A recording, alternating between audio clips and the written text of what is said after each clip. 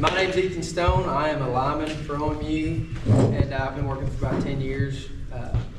And we see a lot of things that y'all might see in the future, and hopefully we'll get to teach y'all a little bit of what might happen and what to do if it does. So, my name is John Lashbrook, and I'm an apprentice lineman at OMU, and I've been there for about 2 years. Jesse McGann. I'm an electronic tech for OMU. We do traffic lights and metering, so we come across. We usually do anything from 600 volts and under. Anything bigger than that, we call these guys. But we are on the storm assist. We're off the backyard, so we do deal with some of this as well. I've been with OMU for about a year and a half now. I'm Jeremiah Brandt. I'm an electronic tech as well. I've only been at OMU for a few months now, but I've been in the electrical field for almost 20 years. So some of this is a little new to me as well. I think we're going to start out with a video of something that happened, I think a few years back. It's pretty close to home in Henderson. So it was actually on Energy System, and it was involving a few teens, and they've got a lot of information in here. But we're going to watch video and then set up the scenario and show you all what to do in this type of situation if it does happen to you. And a car fire that we told you about this morning in Henderson County. This happened just after 1 in the 8200 block of Lagoon Road. Firefighters had the road blocked because of a snapped utility pole and downed power lines after a storm. Lisa Feinstein is here now with new details. Lisa? That's right, Jackie. The coroner says 4 people were in this car right here when the driver, 23-year-old Aria Grimes, crashed into a utility pole. This is what the car looked like after they drove over those downed power lines. We're told Grimes died on scene from electrocution, and experts tell me this can happen to anyone in an instant. One person is dead, and another person was taken to the hospital after a car got tangled in power lines Thursday morning, according to Henderson County Coroner Bruce Farmer. 4 people were in the car when the driver hit the utility pole. The coroner says 23-year-old Aria Grimes and her 3 passengers got out of the car. The coroner says Grimes stepped on a live power line and died at the scene. One of her passengers, 22-year-old Jayla Barr of Bowling Green, was taken to the hospital with injuries. A 3rd passenger, 23-year-old Bryce Easley, was shocked but was not seriously hurt. Tim Troutman with Henderson EMA says this can happen to anyone. He says if you see down lines, stay in the car and call 911. Get away from the power lines as any way you can without getting out of your vehicle at that point. And you know, it's going to be important to not to try to drive over them or to walk across them.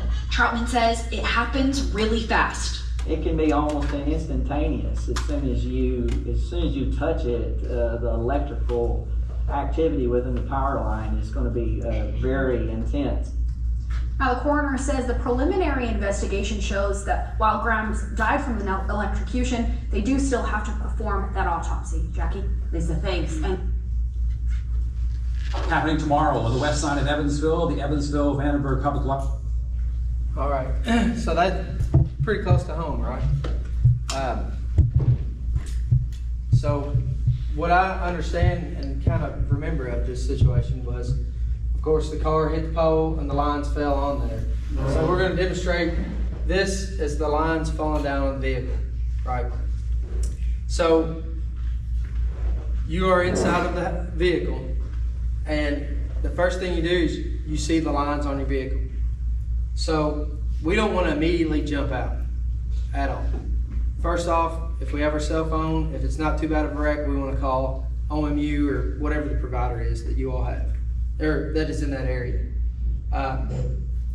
If you can't get a hold of them in time, and what happens is these tires, they're rubber, but they don't. This is 7,200 volts going through your vehicle, trying to find the closest way to ground. And we actually had an incident where we had a boom truck with our contractors got into it, and it pops these tires, and then guess what? These metal rims sit on this ground and it catches fire. So if you can't get a hold of anyone and can't get any help, and your vehicle starts to catch on fire, that's your last option, is to get out. the best way I've been told, I've never been in the situation, of course, but you don't want to say, you're getting out of your door, feet are in your car, you're in your seat.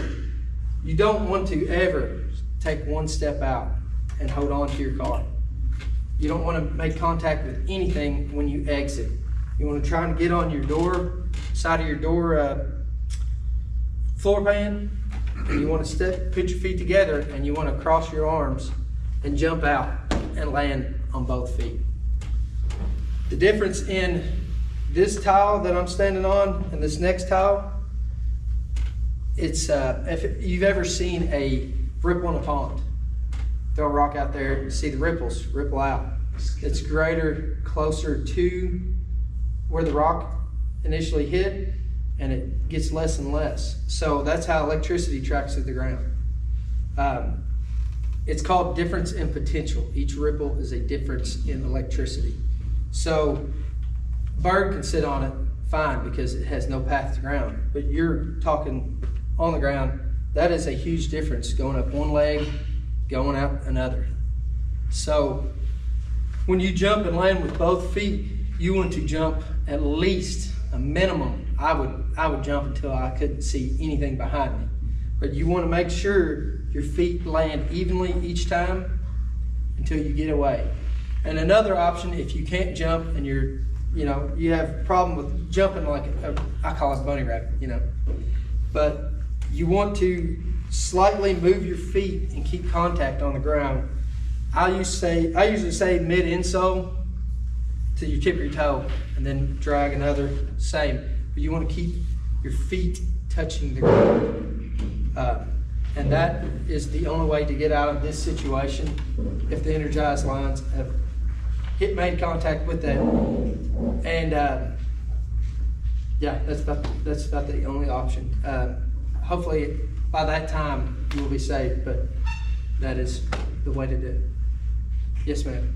My husband is a double amputee. Yeah, I'm not sure on that one. I've never. I'm sure I can't hop. yeah, I'm not sure on I that can one. fall, but I can't hop. Every place I've been, I've never really had that question come up, actually. So, I don't know, I'd have to research on that, but I'd say it'd be... He's fine. I'd say stay in and hopefully get somebody on the phone, is what I would hope.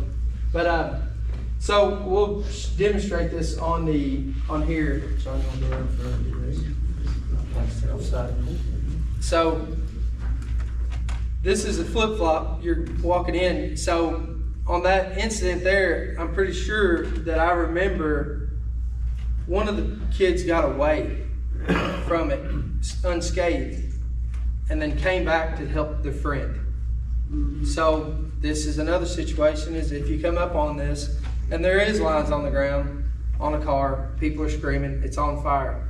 You do not get close to it, because that same thing hopping away will get you even closer you get to it. So this will show you, you're going to ground, you touch a doorknob or door handle to open the door to let someone out. And this is what could happen. You'll be going straight to ground. You'll be ground to energized conductor, basically. So, everybody can see that? You can stand up, so these people can see. And then lift him up a little bit. So, electricity doesn't care how it goes around. It can go through a pinky toe to pinky finger, whatever is the quickest way to it. So that's, let's see, I'm trying to think of what else to hit on. Does anybody have any questions on that? No? So I would just add, this is one of those times that we talked about last week. Sometimes you just have to make that decision not to help. Don't become part of the problem. This would be one of those situations. And in most systems, there is a, I guess you could say like a main breaker on your house, or a breaker on your house, period. If something goes to ground on your electrical in your house, your breaker clicks off, right? So we have this just on a bigger scale in our systems most of the time, is if something does happen and that car gets energized, there's just different breakers, I guess you could say, in the other systems. But it's called a reclosure, and when it sees a fault, it'll kick it out, and it'll be de-energized. So that's why I say stay in your car until utilities or co-ops get there, because it could be de-energized. Hopefully so it is. But you don't want to take that chance. And sometimes if you're seeing this on the outside, it is better to get on your phone and get a hold of someone, or EMS, 911, fire trucks, whatever, and make sure everyone stays away instead of helping it. You're doing more help by staying back and make sure nobody else gets hurt. So Coach the people through it to stay in the car Yeah. too. now that you all know this information, a lot of people don't know this information. Yeah, because they won't know, they're gonna be in distress when they get out, and when a coach will just sit still as long as that vehicle's not on fire. So, yeah, it would be 7,200 volts in our system, OMU system, going through your body to ground. So, I don't know if you know, but electricity cooks on the way from the inside out. It's not like a fire. It goes inside out, and it is very painful. So, you're better off just to stay away and rub it all off. I think we've got another video. A scenario that could happen in your backyard when when these lines go down, these trees knock lines down, and there's a way that lines can be backfed through transformers. Transformers are not smart. That's what we always say. Your house, that's why we hook our generators up properly, is because if you don't, this will go to this transformer, secondary bushings, and there's windings in it, and it will reverse. So it goes 7,200 to 120 volts, 240 volts. So you put 120, 240 on the secondary side, it will put back almost full potential of the electrical lines on the primary side. So that's what we call generators that are hooked up incorrectly are lineman killers. So we usually have a procedure to protect this, and we'll probably fry your generator, but that's the steps that we have that make us be able to work on it with just regular leather gloves instead of rubber gloves. So here's one of the situations. But I've ran into this scenario myself personally. We heard there was a line down. We started walking through fences because in backyards we have to walk back there to observe. And luckily we smelled like something was burning. Well, there was actually a line down that hit a chain link fence, and this chain link fence was linked in to 5 different yards. Mm-hmm. And the next gate we were getting ready to grab and walk into was energized. So a lot in town and other places, there's a lot of chain link fences that are connected together, and you can tell by that video that it gets less and less, but it only takes 0.03 milliamps? Yeah. Or Yeah, 3 milliamps? It's nothing. Yeah, to kill you, a person, stop their heart. So, and the amperage on that could be 80 to, I don't know. You could have quite a bit. 150 amps on that. Yeah, 150 amps on that primary, easy. secondary could be higher than that. So, they're sitting here watching. A lot of times this takes your eyes off of it because it is pretty wild looking, But you don't realize the concern of that fence could get you. I mean, at one point, I think the guy was like 2 foot from it. And the same goes with the car incident. That stuff still dissipates out. It's basically ground rods drove in, but it still dissipates out and travels through. But yeah, you want to go through that fence deal? I mean, there's been many of times where the tree limbs knock down lines, and then the lines are in the trees and you can't see that they're touching the ground or close to the ground. So, I mean, it's the same deal as the car, is you don't even really have to touch it sometimes. Sometimes this stuff chokes just a few inches, but yeah, you're good. I mean, like I was talking about earlier also, is he can lift that guy up a little bit. You can see it. You look close enough on the bottom of his foot, and it's jumping. This is a small scale. This is, you know, if we were that size, just imagine the arc on that. Our system's 15,000 volts.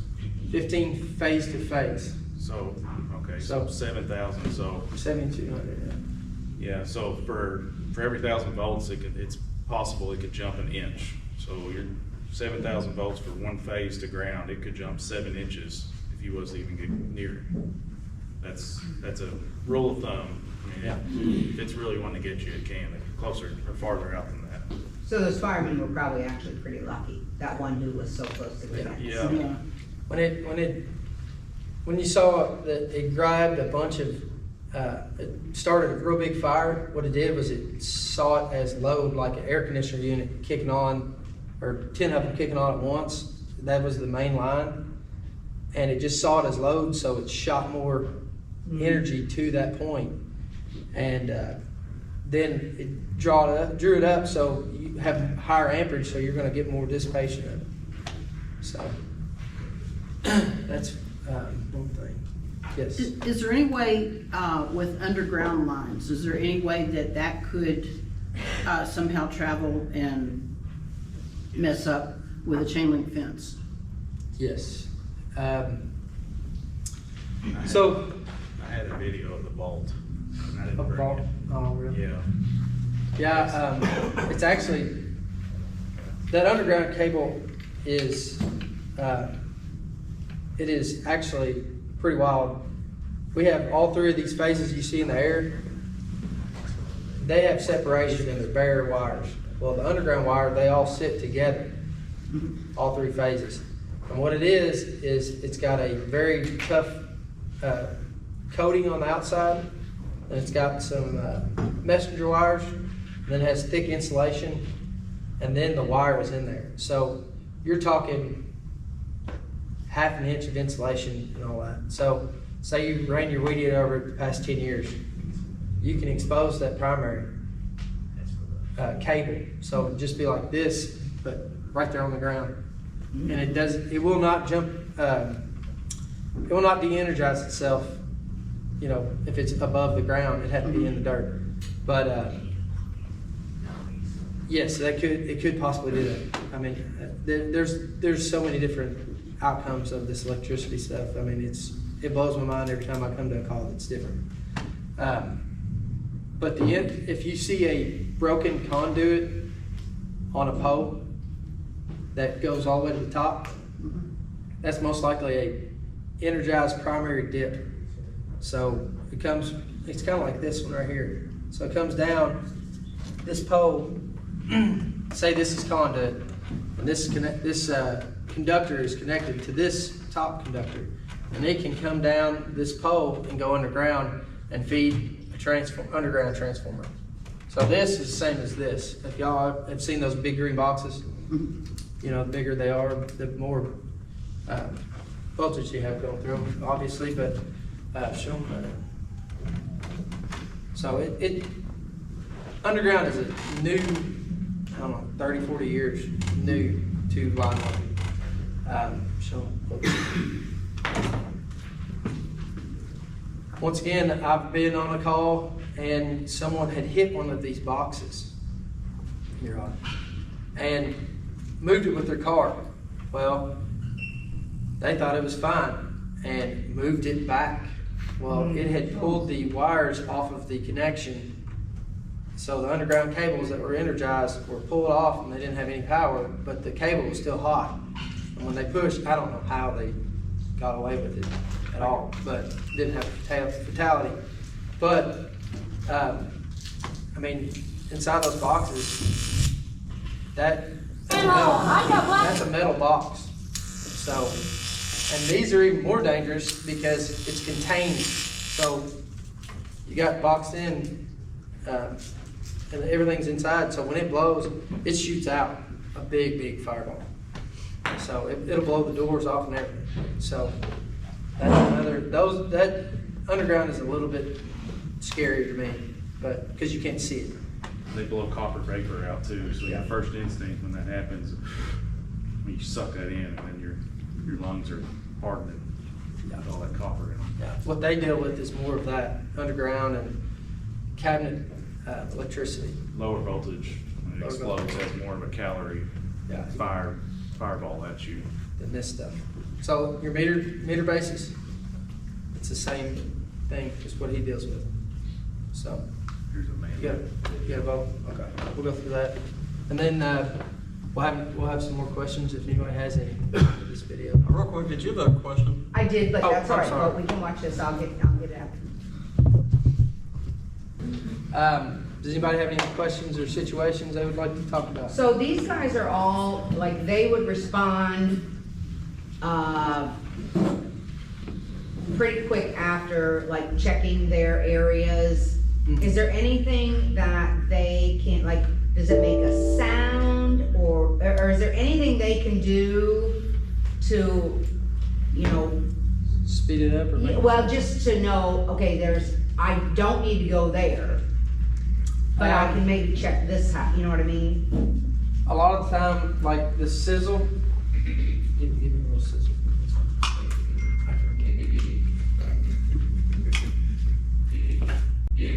So, anytime you get just put him up there. You kind of hear something like that. Can y'all hear that very well? Very light. Very light, but that's all it takes. That's electricity tracking down. When we work out in the rain, the electricity will track down our gloves and sleeves down the rain. So you have that, you have sounds. We have sounds like shotguns going off or fireworks. Most of the time that is actually one of our breakers out on the line that blows open because it sees a fault and separates and de-energizes the conductor. So I don't know if y'all have ever heard a loud boom and your power go out. It's because a squirrel or something got into it. That's our breakers. I guess the only way, if you had a storm and you had no electricity, normally we're just running around, looking at the lines, making sure all the primary's up. Once that's up, as we go, we can assess and see if there's a problem. But our main focus is to make sure these are up so we can get the power back on, and then we'll find the smaller problem later.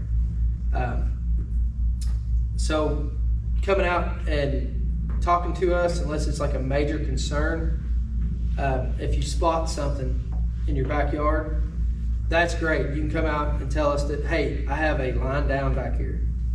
But hearing a boom or anything down the road here or down the road there, it doesn't really help us much. We're going to find it regardless, but sometimes it gives us a false sense of direction to go. The main thing you can do is, if you want to walk and look at the power lines from a safe distance, I wouldn't, like I said, with the fence, I wouldn't want to walk in many backyards. Most of the time we have a pretty good gist of where it is and what could possibly be wrong by driving out the lines, but sometimes we do miss a few things that are very small that we have to investigate a little further. So Our neighborhood is all underground. Underground? Well, that right there, we have to have a special machine to find the problem on that. So that underground, that's the best aspect of underground, is unless this is messed up, moved or anything, then it's pretty safe for the most part. You asked kind of when to look for it, how to look for it, when to expect it. A good rule of thumb really is, if you are going to a scene and you see that power's out, something's happened to cause that power to go out. So that would be an indication to me to go ahead and look and be more aware than you already should be that something could be wrong or on the ground. Because like I said, if power's gone out, something's happened, and there could already be a hazard there, and a dead giveaway for a problem obviously is power's out. So if the power is out, you cannot assume that there is no power coming through anything. That's correct. That's absolutely I've thought about that responding to tornadoes a lot when we go. When you all go to tornadoes and larger storms like that, that's really when you run into more of people hooking up generators, going to Lowe's, one town over, buying a generator and hooking it straight up to their breaker box. So it's not necessarily the problem. Yeah. I mean, if there's no power anywhere because of tornado, say, chances are those are all off. I wouldn't say that because he was talking about backfeed earlier. The lineman killer. Yeah, I mean, the bigger storms I've gone on is where I ran into more hazards of down lines being energized. That's when you get people that get desperate for power, and they start inventing stuff on their own, not realizing they've made a hazard, not only for them, for linemen, and for other first responders. And those storms, I'd be more aware and really watch where you're walking and everything. And listen for generators too. If you hear a generator, look in the sky, look where you're walking, look in the grass, go a little bit slower. Does anyone else have a question? Did we answer the questions? Good for you all? I understand. Is there any other questions? Anyone? There's something else I want to say real quick. Most of us, the first thing most of us want to do when we see an accident or anyone in distress is jump in and help. And not only you all want to do that, the public wants to do that as well. So don't just watch yourself, he's mentioned this, watch others around you, watch people that don't have a clue what they're doing, that just want to help. A lot of times, those are the people that end up getting really hurt. So don't let someone else's emergency become your emergency. Don't make two emergencies just because of one. Look at the scene when you approach it, slow down, and make sure that you're being safe. Yeah, he knows firsthand because his wife is a firefighter, so she kind of runs where we're at. She's sometimes at too, so she sees a lot of that we don't see. We usually just go to it, fix it. We don't hear about anything else. So that is a very good piece of advice, is don't make someone else's emergency your emergency. And I will say, spending 5 days in Dawson Springs, I was so impressed with how the utility companies, including you guys back there, how everyone, they just all work together. When we were on that one main street, there were like 6 or 7 different companies all working on the same line to get power going again. So thank you for that. I'm always super impressed when I go and I see you guys all working together. So that's fantastic.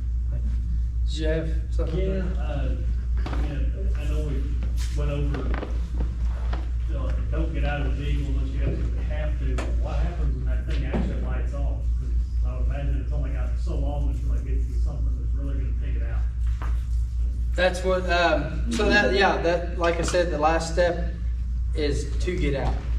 And when you do, like I said, the bunny hop is about your only option. Because I know there's, like, I think that video we showed, that was in a very rural area that they hit this pole. I know you don't have, I couldn't tell you the time that you have from when it does go off, but I will say, once your tires pop, it's gonna go pretty quick. You're gonna be hearing that static, and your tires are gonna start heating up, and once they heat up, you have pressure in them, so they're gonna pop. And then you're gonna sink, and your rims will be touching the ground. I mean, if there's not an immediate threat that makes you have to get out of that car, you gotta think that electricity is going around on the body of your car or through the structure of it to ground. It's going around you. Yeah. So your safest place in that situation is inside that car. So until something happens, that like a fire or something that makes you make a decision, well, I have to get out of this car, the best thing you can do is just sit there and wait for the power company. That was kind of my thought when somebody runs up on a vehicle and knocking these things down. time being, they're fine, and then Yeah. something changes. They're Yeah. gonna be even more panicked, and it's like, Yeah. how do you advise these people, because they're going to want to get out really fast? Well, I came across a wreck. It was at my house. A boy had come around, turned, hit a power line pole. Well, it crossed the road, hit this pole, and then crossed back over in a turn. Well, when he hit it, those lines went down in the road. Well, at night, what can you not see? A little bitty piece of wire hanging there. So it's not, I actually was watching it happen and ran down there, checked it out, and then saw a car coming and stopped the car before they could actually hit the power line, which it was de-energized because I could tell because I was right there and I understood what was going on. But still, if it was energized, it didn't hit the ground. It just charged it enough to where it saw a fault and de-energized the line. But if it was energized, then guess what? Then we've got a car with lines on it. Disable the vehicle underneath it acting on the ground. Yeah. I mean, we got a car hit, we got a car hit pole, and then we've got a vehicle down the road that is energized now. So we've got 2 victims, or, injuries or whatever could happen. So we got 2 different situations. Yeah. Yeah. And that was another thing I didn't bring up earlier was, if your car's functioning after a wreck or the lines are on it, put it in drive and ease out. I mean, I'd rather try to ease out of it if I could and kind of get away from it. Now, if stuff starts sparking up, I'd stop. But if I could ease out of it, get out of the harm's way so I'm not in that situation, that's personally what I would do. Does the car running matter? Should you turn the car off? No. Does that make any difference at all? No, it shouldn't. It's It'll probably fry the computer. Huh? It'll probably fry. Yeah, it'll probably fry some stuff. But if it's mobile, Yeah. I'd be getting out of the situation. But I know probably not the best thing to say, but I mean, if it's me sitting there waiting for my tires to pop and everything's humming and my car can move, I'm gonna get out of that situation. Yeah. At least far enough back to where I'm a little easier. But that, you have to really assess that situation. If it's more behind you and in front of you, stop and get a good path out. You know what I mean? Every situation is different. So,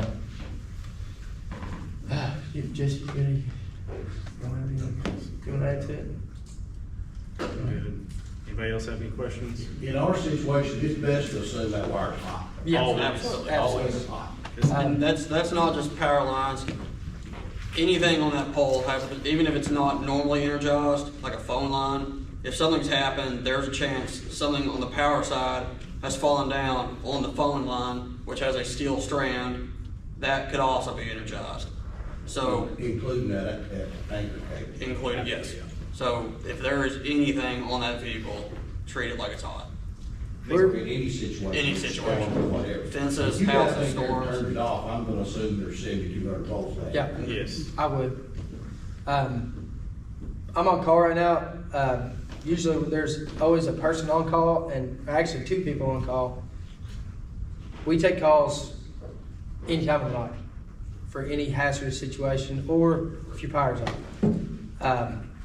We have a call out time of 30 minutes. So from the time we get called to the time we get to the scene, maximum of 30 minutes. So we'll get there pretty quick.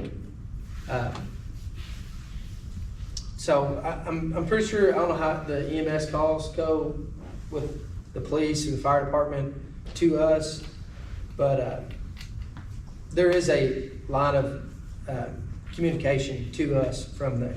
So Yeah, if 911 gets called and it involves power, we will know. they have a direct line to our control center. So that's how that goes. There were a couple other questions. Now, in my case, what do I do? On the down line, Yeah. my car. 'Cause Honestly- if I'm sitting there like this, if I touch anything inside the car, And it's all aluminum in it. Yeah, it's metal. Yeah, Are they it's all all? They're metal. metal. Yeah. I mean, you have to do the bunny hop. I mean, or the shuffle, if you could get out. Now, could I take them off and leave them in the car? How do you do the bunny hop thing? Could you stop, drop, and roll in that And situation? just shut and roll. Well, like I said, that's a new one on me.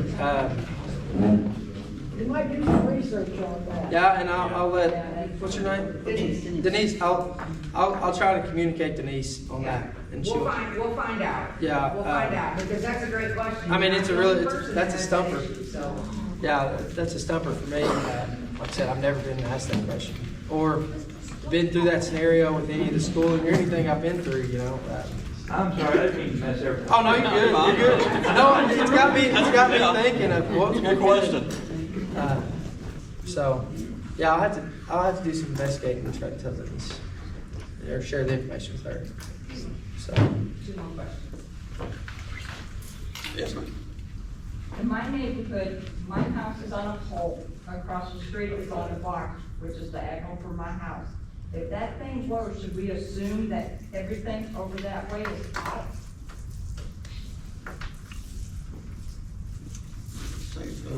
What is it again? Okay, I live in McIntyre Crossing. Yep. My house and everyone, I don't know how far down, have electric coming into the house from the poles. Yes. Yes. Across the street, they have it all underground. Uh-huh. I don't know why they did that at Owensboro. Yeah. But anyway, one of the boxes is diagonal from my house, the big green box you're talking about. If it blows, should we assume that everything on the other side of me is hot? Because they're underground. Probably be a light going off and. This box, it is the same as, a piece of wire coming over across. It just kind of jumps in and out and then feeds back to another box. And it's usually a loop, continuous loop. If one of these boxes gets hit, then most likely, if you hear a boom after it gets hit, it's probably de-energized. I would treat it as energized. I would always treat anything energized.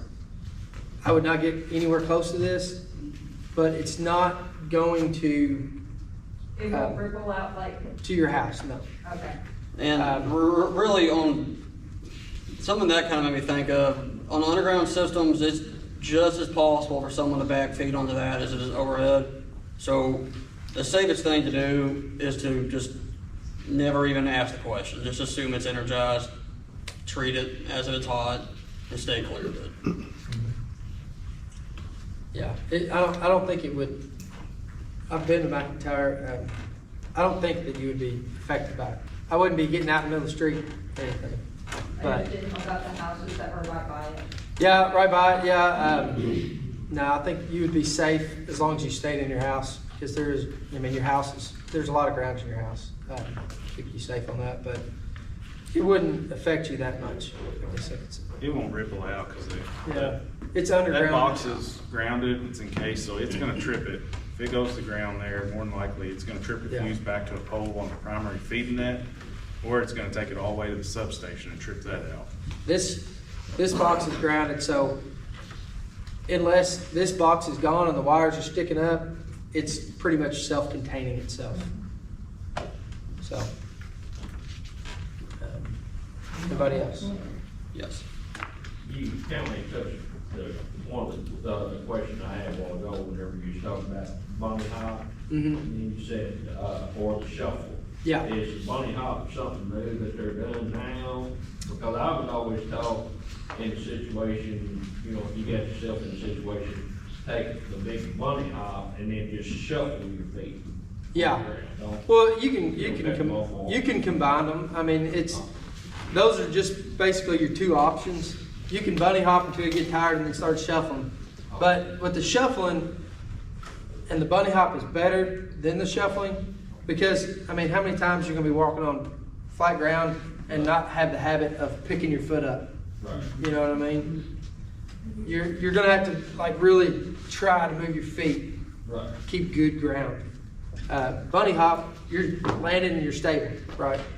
I mean, I don't know about you, but you know that kind of makes you unstable to want to teeter.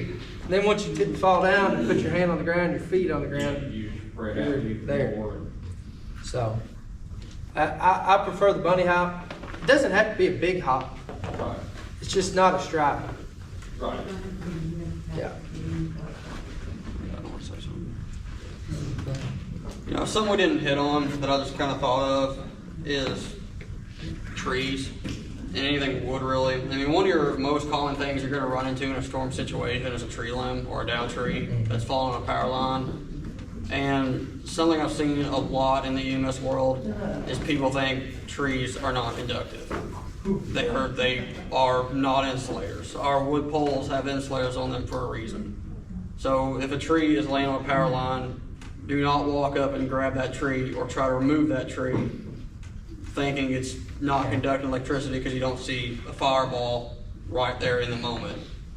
So that's This stuff can be silent. Yeah. On those tree limbs. Basically, when a tree limb hits that and stays on it, it's basically the same.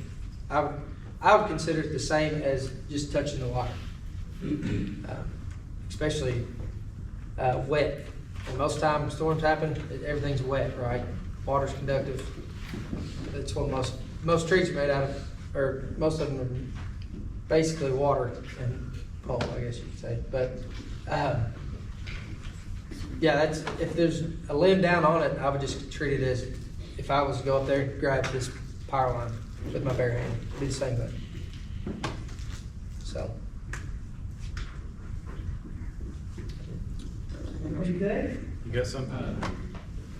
If I can, I would add what y'all said. I did power line tree trimming for about 4 years, and one thing they stressed for us constantly on storm call was being wary of the roots. Yeah. Especially, now we worked around a lot of 69 kV right away. Yeah, that's some big stuff. But even then, a root tied into a chain link fence with line down, the root's just a bad step on. Yeah. As far as grabbing a fence or stepping on a root, the only thing you got to choose. Yeah. It's great. That's it. Okay, thank you. Synergy, our vision for that in Synergy is to be the safest provider of natural gas. We used to say we want to be the largest. We changed our vision probably about 10 years ago to make sure that we are the safest provider of natural gas. We do pride ourselves on our customer service. I know we do our best to be expedient with customer service and work with you to give you a good experience and kind of work. I know everybody, you call in and get those schedules and they say, well, somebody's going to be there between 8 and 4 today. And we try not to do that as much as we can. We try to work with you, our strategy is to operate our business exceptionally well, invest in our people and infrastructure, enhance our culture. And just in Daviess County now, we do not have any bare steel.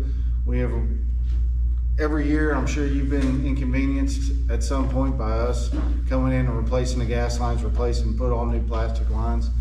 But it is a much safer. Plastic doesn't leak, it doesn't rot. Metal's in the ground, it's going to rot, it's going to leak. We don't have all plastic now, but we're in the process of, and that's something we continually strive for.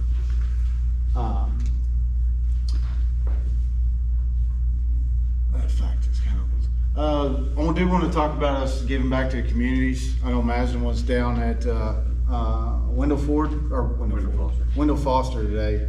We cooked for all the first responders down there and all the residents of Wendell Foster. Nice. We probably do at least one cook a month for the community. We do blood drives. We do the community block parties. We will volunteer to go. We have a big grill trailer. We can fit about 80 hamburgers, about a couple hundred hot dogs on there. Cook it all pretty fast. So we do a lot of cooks. Well, we're with United Way. We do Habitat for Humanity. We're involved. We donate gas service for Habitat homes. If it's in the community, we are one of the best stewards to the city. for as far as charity and community involvement goes. So you'll see us a lot. People say, I thought y'all work for the gas company. All I see is cooking all the time, or I see you doing this all the time. I do it a lot. It's part of it. We try to give back. We live here too. So, is anybody in here like I'm deathly afraid of natural gas? Don't have any? Okay. Usually I wish you'd come out to my house.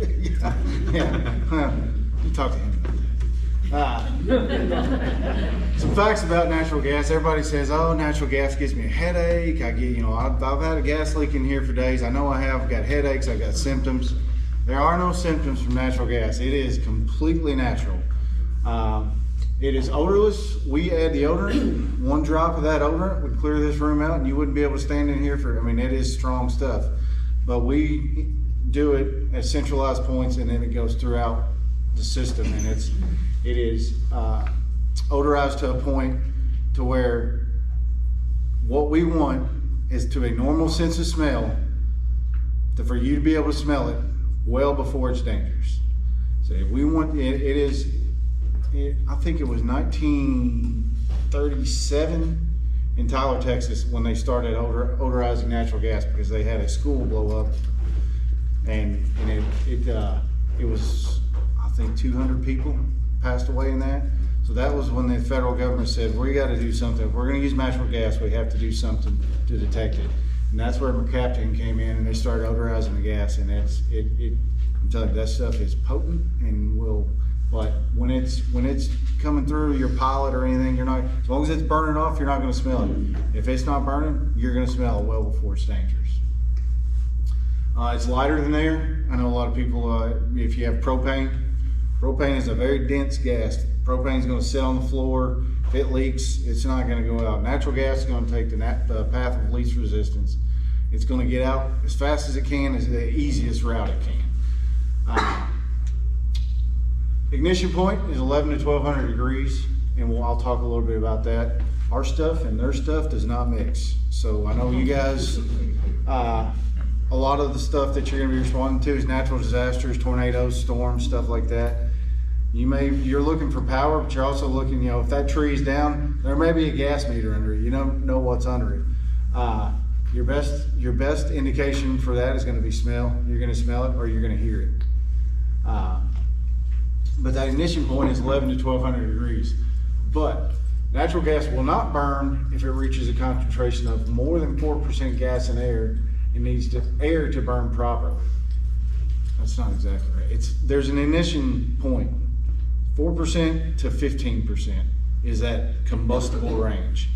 So if it's too rich, if this room was full of gas and it's just really rich, it's not going to ignite. If it doesn't have enough, if it has too much oxygen and not enough gas, there's an ignition point of 4% to 15%. All you guys need to know is if you smell gas that's too much, you need to call us. Call 911. We are the ones that will determine the hazard. You just know there's a hazard. Get back, try to keep people away. Atmos Energy maintains our system through annual pipeline surveys, patrolling, corrosion, valve inspections, regulation measurement. If there's a valve in the ground, if there's a critical valve above ground, we inspect them every year, and we make sure they function. We make sure they're not leaking. We have a gator. We have two guys that their full-time job is to survey our system. They're on a gator, and it has a methane detection laser. And it's pretty cool. It looks like a space. You'll see them driving around. It kind of looks like a spaceship on the front. And you think, what are those fancy lights? It's actually surveying the ground and looking for those methane waves or the indications. And it'll pick up. It can pick up from here. A couple hundred yards. It'll get an indication on it. But they drive every one of our mains. They drive out all of our service lines, and we. The corrosion inspections as well. They're inspected every year. If you smell gas, we are a 24-hour operation. Just like those guys, we're on call. We do cover 7 counties, thereabouts. So we can be no longer than an hour I can tell you if you're in Owensboro, it's probably gonna be about 15 minutes and somebody's gonna be at your house. If you call a gas leak in, from the time you call it in until somebody gets there, it's probably gonna be about 15, 20 minutes. So we do try, we respond as if you call and you think you smell gas, we respond. We don't know, we're not there, so we can only assume the worst until we get there and prove that it's not. So we do treat every emergency call as we gotta get there, we gotta see what's going on. Somebody thinks they smell gas, we're gonna get there and try to prove them wrong or right. And we do have guys on call in Greenville as well, so covering those counties. So it's not just one guy for all the counties, but we're split up a little bit, so. We got it. Emergency procedure, let's talk about some things that I do not do. We used to say, evacuate the house, open the windows and doors. Well, when you open the windows and doors, it's okay though, you gotta open the door to leave. But we don't want you saying, oh, do I need to go open this window, open this window. You can introduce oxygen in the home. It may not be at a combustible range yet, but that's where I talk about that gas and air mixture. You're gonna introduce oxygen in. You don't know if that's a good situation or a bad situation. It's just something you wanna avoid. You just want you to get out. Do not turn on any lights. We go back to that 11 to 1200 degrees. Anything can be an ignition source. These can be an ignition source. I mean, they're electronics. There's electricity inside of them. Don't want you to use your phone. Obviously, don't light a cigarette, a match, candle. Adjust the thermostat. It's 90 degrees. I want to pay that OMU bill. I got to turn the air down before I go. Just get out. Flashlights, and I don't know if you guys have ever covered this. There are flashlights that are intrinsically safe. So as a first responder, I would say maybe look at investing in a flashlight and make sure that it's intrinsically safe, where it's a sealed flashlight and there's no chance that it's gonna have, like, that halogen bulb flips on and it could be an ignition source. So that's something that all of our tools, we have fans that are the same way for when we have to air out houses, maybe where there's a gas leak or something. All of our tools are intrinsically safe. Bottom line, eliminate ignition sources. If you think there's a leak, they're gonna tell you on the phone, evacuate the area, just evacuate. It may be a slight inconvenience, go to your car. You wanna be at least away from the house. Street is usually, far enough, but until we get there and assess the situation, just get away. Next slide. If you have an attached garage, do not go to your garage. No, get away from the structure. Just go ahead and leave. What we do want you to do, obviously, clear the room and building of any occupants, bystanders. If the gas odor's strong, get out if your neighbors are easily accessible and you think it's really strong. I'm smelling it, but if you think you have a gas leak, you don't have to evacuate your neighbors. You don't have to just get out of the house. Call us. We'll be there quickly to assess the situation. Shut off the gas supply at the meter if this can be safely done. So here is our gas meters. And this one may look like the one on your house. It may be a little different. This one so this is your service line here. Up to this regulator here, you're probably gonna have 50, 55 pounds, depending on where you're at in Owensboro. Probably gonna have about 50 to 55 pounds of pressure. That's pretty high pressure. If that is not on there and you just turn that on, it's gonna blow and it's gonna hurt your ears. That's a pretty good amount of gas. Well, this is our service valve. So this is how we turn the gas on and off. This is your service regulator.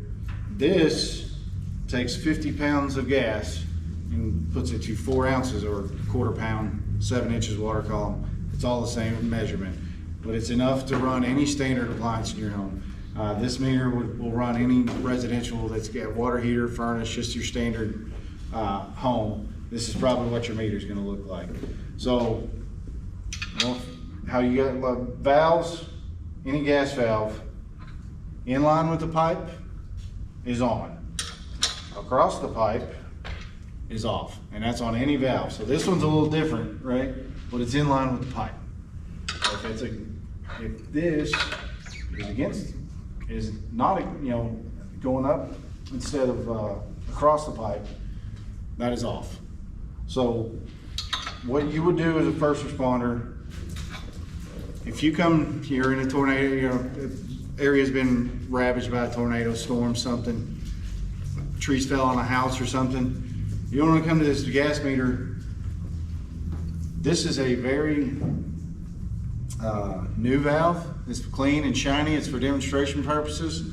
This little bitty wrench will turn it, no problems. Not all of our valves are like that. Some of those valves have been in there 40, 50 years. If you pay your gas bill every month, we have no reason to come to your house. We don't read meters anymore. This reads your meter. So we may not be at your house for 20 years to know what kind of condition your valve's in. But they're all going to be the same. In line with the pipe is on, across the pipe is off. If you can, and it's safe to do so, and this is not blowing or you're not smelling gas, and you know that there's a situation on a house or a building, if it is safe, you can turn the valve off. If you think, but if you deem it's that necessary that you need to turn the gas off, you make sure you call Atmos Energy. Make sure you call and let us know that what you did, and you did it to make the area safe, whatever. But just let us know so that we can come out.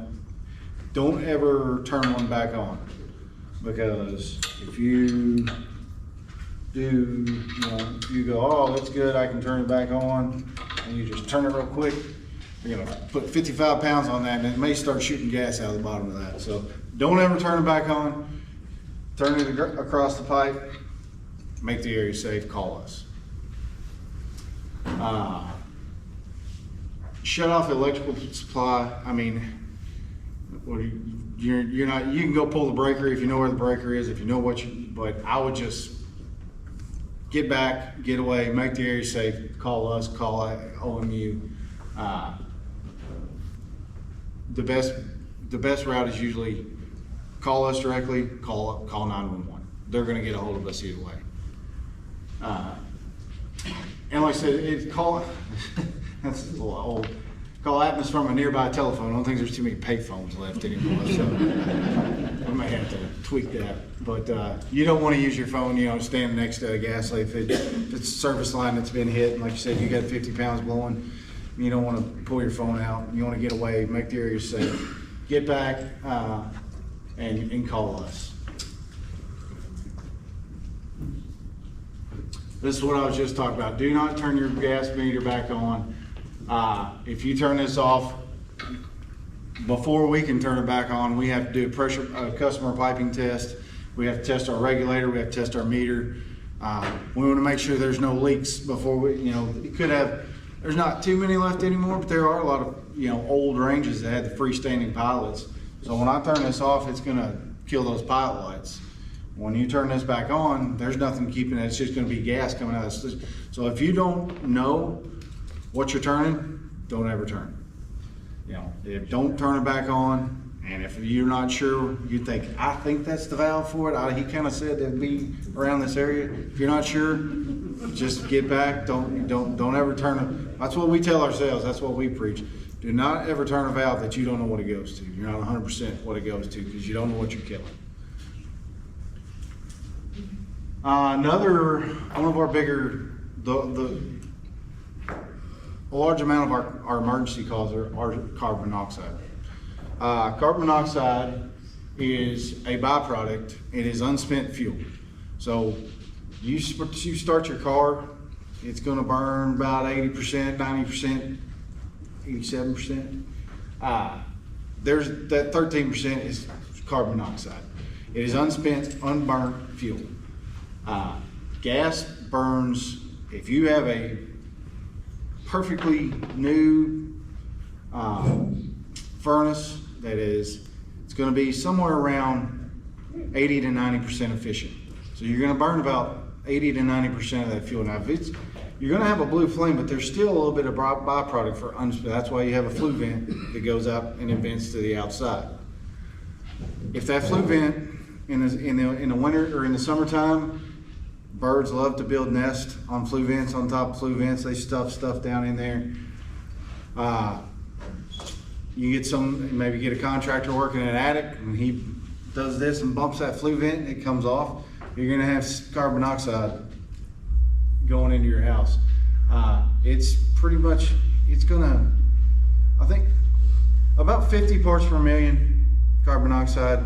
You're gonna start getting headaches. They say the recommended exposure is no longer than 8 hours. About 100, couple hours, 200 parts per million. We don't even ask questions. We evacuate any house and you're gonna have to, 200 parts per million CO can make your life pretty miserable pretty quick. So a water heater burns about 40,000 BTU, 50,000 BTU. You're gonna get some CO from that, but you're not gonna get a ton. Your furnace is where you worry about getting carbon monoxide. We have our gas detectors also detect carbon monoxide. So if you think you have carbon monoxide, this is where you're gonna get your symptoms. Like I said, I've been to all these calls where somebody's started their car in the garage and they had the door open carrying groceries in, and their CO detector starts going off and they can't figure out why. Well, you're dumping CO right into your house. It happens, and they think, it's not something you commonly think of. But generators, you'll find this in storms that people will just put a gas powered generator in their house because they need that power, they need that TV on or whatever they need that day, and they'll start running a generator. Well, you're just dumping, that fuel is going into your house. So you don't, fireplaces, we see a little bit on gas logs, not a ton. If it gets real dirty, just keep it clean. That's the thing with any gas appliance, stove, fireplace, furnace, water heater, keep them clean. You want to keep the area around them clean. They need that air, they need that to burn cleanly.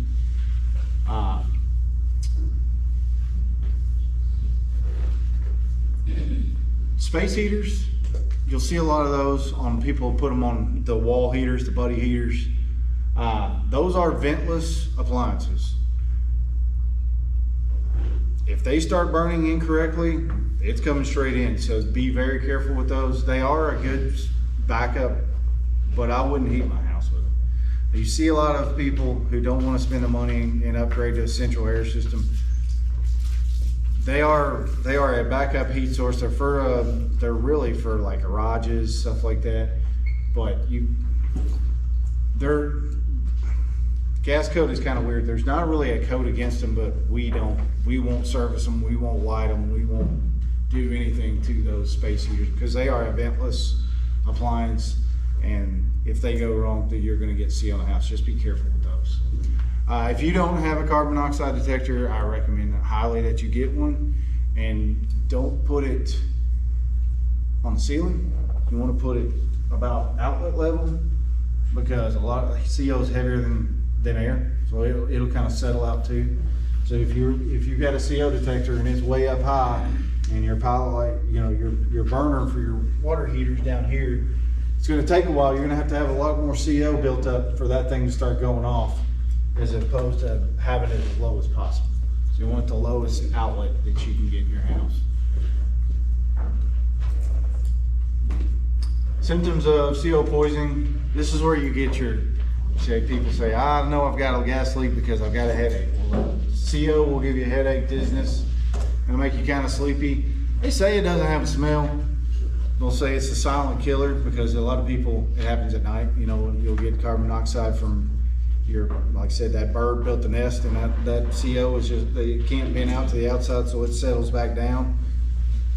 It's got, I don't want to say, it's almost like a metal smell, but you can almost taste it. You just kind of get that feeling like something's not right. And that's where you kind of get that dizziness, and you think, man, something's just not right here. So that's what we worry about with, once you get somewhere around that 200, and that's 200 parts per million. I know that's hard to just say, wow, that doesn't mean anything, 200 parts per million. that's pretty full. This room is pretty full at that point, and you're gonna get all those symptoms real quick. That's where you can lose unconscious. So if you just ever get that feeling like, man, something's not right in here, I get that kind of weird smell, it's kind of a heavy smell, and then you just think, man, something's not right. Because if you go in a house, you know, you're going to a house, you're looking for people after a storm or something, tree fell in the house, so maybe it hit that water heater, maybe that water heater's still going, but the flue vent's knocked off of it, or the furnace the same way, the flue is crushed.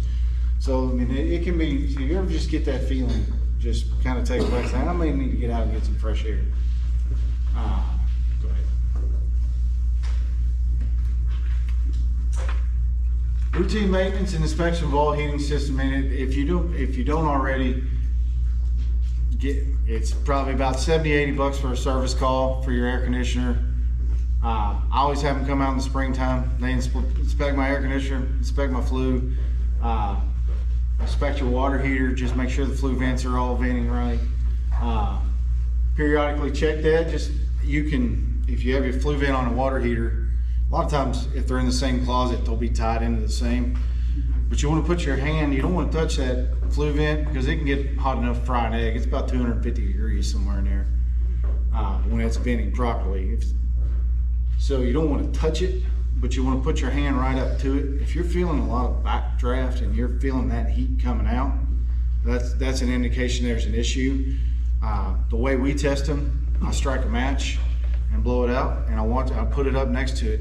And you want to watch that smoke, it'll draw it into it. It's pulling air from the outside. It's pulling, there's a pull on it.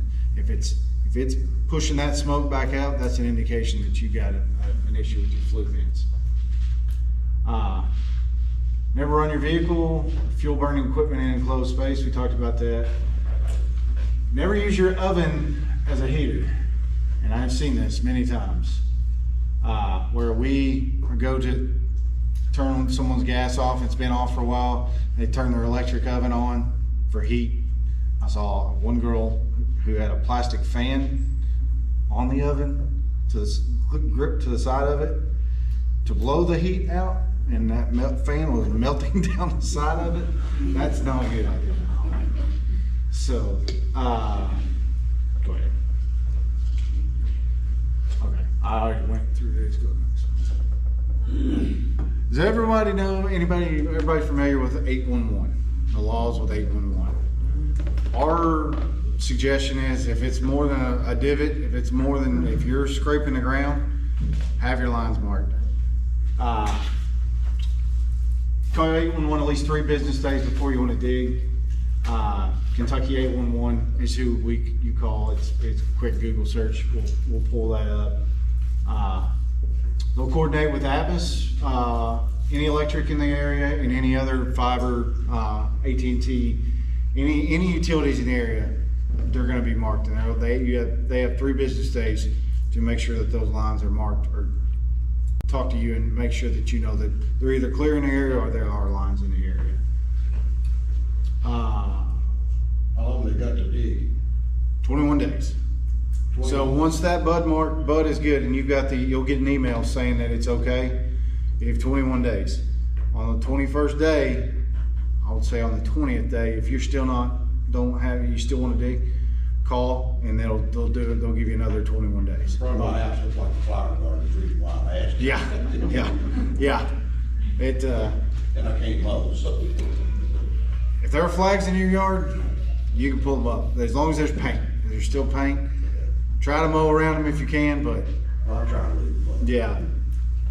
But yeah, you have 21 days, that bud ticket is good for 21 days. A lot of things, and that's all I'm gonna tell you. He can tell you everything else. Go for it. Most of the things I do, I don't get paid for. Well, a unit to volunteer fire department since 2010. I'm a safety officer for the department. I'm also the team lead for Daviess County Search and Rescue, so I'll be back for that night as well.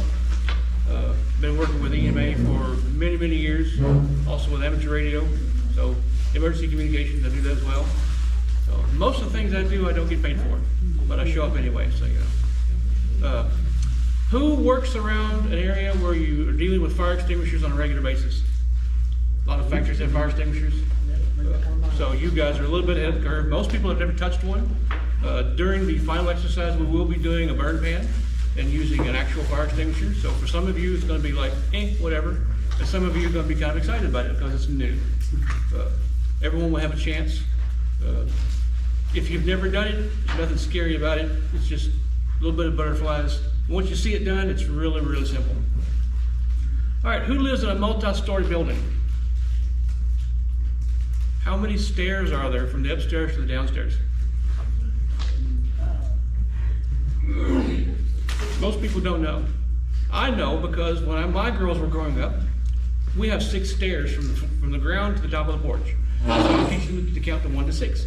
And since I've got 3 girls, and the oldest is 27 now, I habitually count the stairs, just in my head all the time. But if there's a fire in your house, you have to get out, and you're going down the stairs, and it's dark because maybe the power's out, maybe it's a storm. Are you on the last step, or are you 2 steps above the floor? And you take that last step and now you're falling. Knowing how many steps there are to get to safety it's a small thing, but it really helps save injuries. Also, if you're doing a lot of traveling, you're staying in hotels, how many doors into the fire escape where the stairs are? Is it 3 doors down on the left, or is it 7 doors down on the right? So when you go to a hotel, just casually check into your room, walk up and down, see where the stairs are, and count how many doors. Is it on the left side, is it on the right side? Because it's unfamiliar to you, you're not going to know. It's going to be different every time because you're never going to have the same room twice. Small things like that, it really helps if you have to get out in a hurry, especially if it's dark. A lot of the larger hotels will have little brass plates on the floor next to the fire escape with numbers on them, or it says exit. And you're probably wondering, why would you put a plate down there? So when the firefighters are crawling through the building with a hose, they can see it. That's what that plate is for.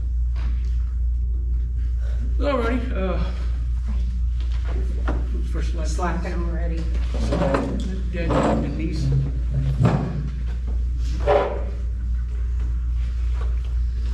One thing you're going to hear multiple times during every one of these modules is size up.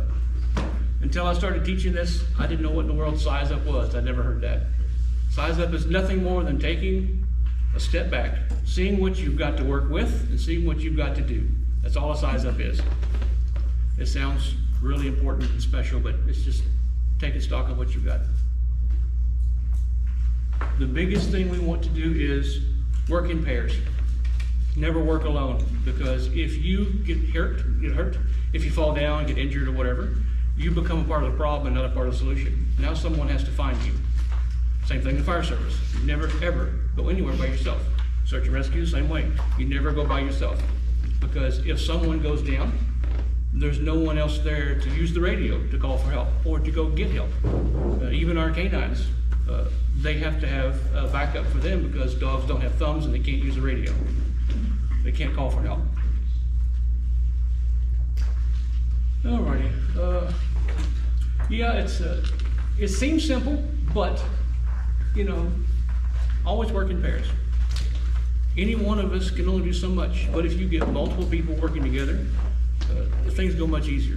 Whether it's helping a victim out of a building or using a fire extinguisher, whoever's using the fire extinguisher has got their concentration on the fire. Someone else is looking around as a safety to make sure nothing is happening to possibly entrap you if the fire spreads too quickly. Who besides myself has done anything with the fire service? Cool, you're a little bit ahead of the game. Do you happen to know how quickly a fire will double itself in size? Under the correct conditions, a fire will double itself every 17 seconds. We've got a couple of videos we'll show later of a standard living room with a Christmas tree, and the Christmas tree catches on fire. It is amazing how fast that happens. Just think to yourself, do a silent count of 17. So you go from a fire the size of that table, and now it's doubled in size every 17 seconds, and doubles that size every 17 seconds. And so it gets exponentially large really, really fast. So the first thing to do is get out. If there's a fire, either in your home, your place of work, wherever you are, if a fire starts, alert, pull the fire, I don't see it, it's in the other room in there, pull the little handle, set the fire alarm off, get on the radio, get on your phone, whatever you've got, call for help, and get everyone out. If you are part of the group with the fire extinguishers, a lot of factories will have teams that take care of that, and they've got special training. Then obviously that training is going to be greater than this training. This is a very, very basic class. So, yep. Rescue safety. Okay. Who has seen the fire triangle before? Cool. Fire triangle is fuel, oxygen, and heat. If you take away any one of those things, the fire goes out. So when the fire truck rolls up and they spread water everywhere, they're taking away the heat. When the heat gets below a certain level, the fire goes out. It could be a chemical reaction with certain fire extinguishers to break that chain. So they're breaking the chemical reaction. If you take the fuel away, or if you take the air away, it'll go out. So that's what we do with basically any fire where the fire department shows up. We're either smothering the fire if it's a grass fire, or we're removing the fuel by dispersing the pile of burning logs, or we are cooling it down to below the ignition point with the water. Yeah, let's go next. Anytime you see a fire extinguisher, it's going to have a class on it, A through K. Those are the classifications. Most fire extinguishers are going to be type A, B, and C. They're good for type A fires, type B fires, type C fires. Once in a while, if you are in a kitchen area, you will find the cooking oils, type K. Around electrical appliances, you may find a BC versus an ABC, because a BC chemical is a little different. It'll put out the fire of electrical appliance, but it's not as hard to clean up afterwards. The ABC material, it will stick to appliances, and it's really a bear to get off. So you may see a BC versus an ABC, depending on where you are. What's the best one to have in our homes? Always go with ABC. ABC is the best all around, everywhere.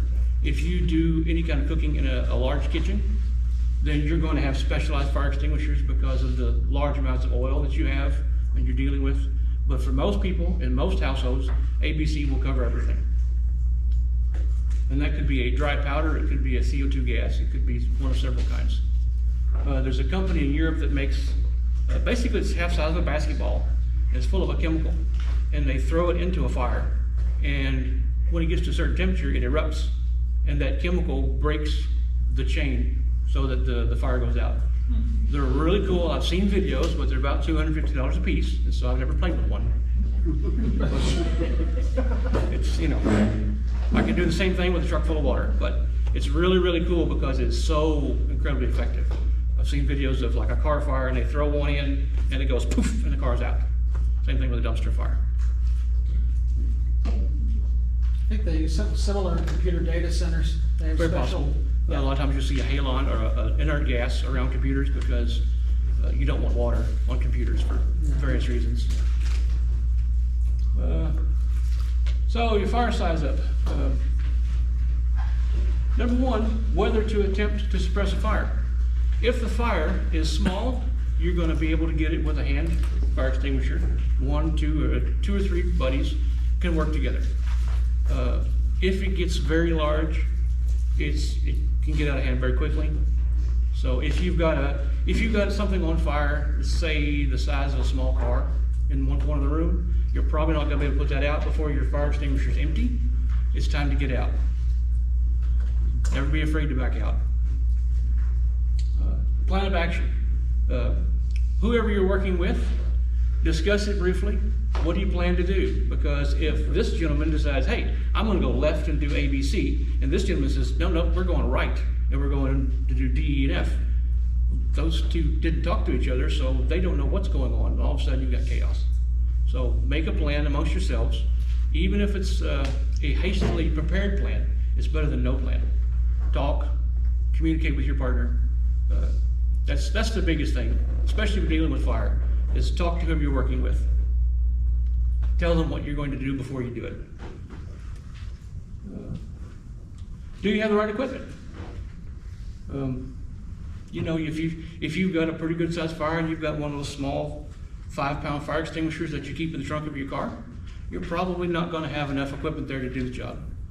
Whereas if you've got one of the larger 10, 15, 20-pound cylinders, you're probably gonna be all right. So take stock of what equipment you have to work with and how much help you have to work and to make that decision. Are there other hazards? Obviously, if you've got electrical components on fire, you're gonna have the added hazard of electricity. So you don't wanna come in contact with any electrical components. There could be, depending on what's burning, there could be debris falling on you. Obviously, you wanna get away from that as much as possible because you're gonna have hard hats and so on and so forth, safety equipment. But you don't want burning debris falling on you because your clothing will catch fire unless you've got fire-rated clothing, which most people don't. I have to wear it, they're really hot. I hate wearing them, but flame-resistant clothing is part of the job sometimes.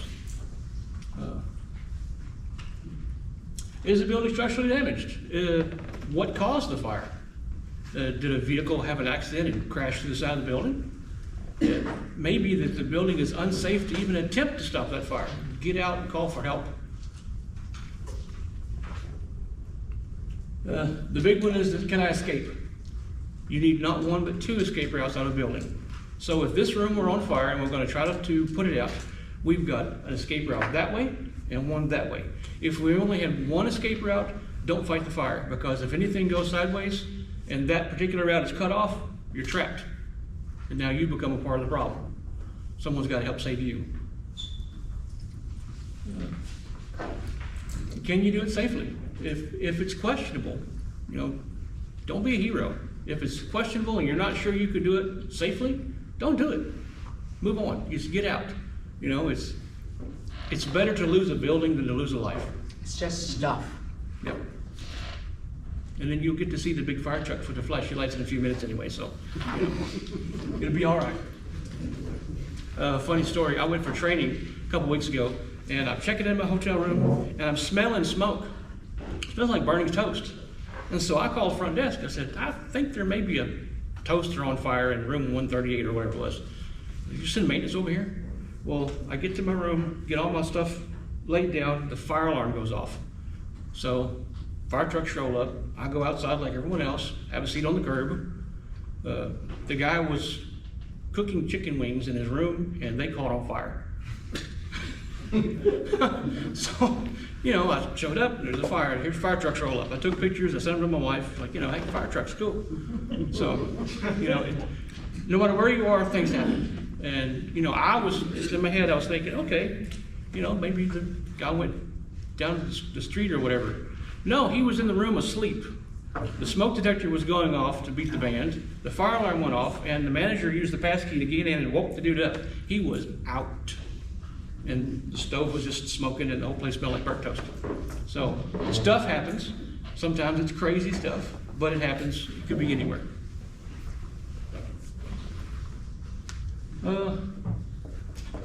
What resources do you have? Now, in a disaster situation, you're going to be on your own, because the fire department, the police department, the ambulance service, they are going to be doing the greatest good they can do for the most number of people. And so if they've got a large issue somewhere else, you are going to be put a little further down the list, and you may have to just take care of yourself. That's what this class is here for, to teach you how to do. Take care of yourself, your house, your family, your cul-de-sac, and your street. But the local fire department is normally an easy call. If you need them, call them. Fire alarm system, a lot of buildings have fire alarm systems. This one's got fire sprinklers. Most homes don't have fire alarms or sprinklers. You may have a smoke detector. If you don't have a smoke detector, get one. Just get one, okay? They're not that expensive, and they can save your life. Portable fire extinguishers.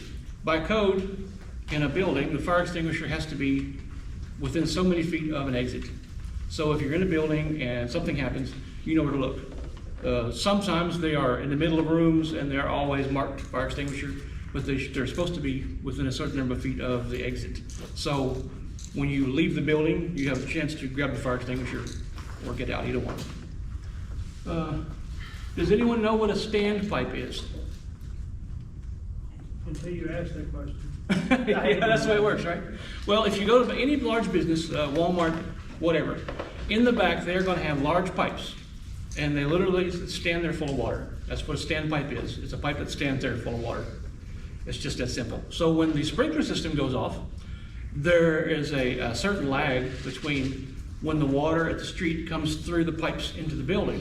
And it may be, it's not enough to supply the water that you need to put this room out quickly. So there are pipes in this building full of water that when the sprinkler system goes off, it dumps all that water really, really quickly. And then it gives it a little bit of time for the street system to get flowing, to run the sprinklers. Also nasty. It is nasty. Unless you've got a dry system, the water in there is literally in there for years. It will turn black and stagnant, and it's nasty, and it gets everywhere. So, you know, there's also going to be large valves which are changed to keep people from turning them off, because if you turn the valve off, the system doesn't work. And for whatever reason, certain people like to play with certain things they shouldn't play with.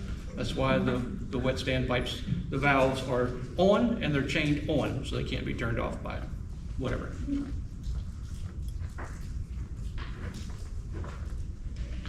Fire extinguishers. Has anyone ever seen a water-filled fire extinguisher? They used to be a lot more common than they are now. They're not nearly as common as they used to be. If anyone has seen the movie Back to the Future, when Doc Emmett Brown sets the waste paper basket on fire with his little car, he grabs the fire extinguisher, turns it upside down, and he sprays water. That's what that is. It's literally a can full of water, and when you turn it upside down, gravity feed forces the water out of the hose. That's all it is. We've got one on display at our fire station just because it's old. On display. It is. It's on display next to the American flag there by the door. It's on display. We don't use them anymore. We used to carry them on the trucks. But it's for putting out small fires. The only problem with those is you can't use them for electrical fires because it's water. Water is a conductor of electricity. So most places don't have them. Most places don't use them. Many people have never seen one. But that's what a water type canister is. It's literally a canister full of water. Dry chemical is going to be very, very common.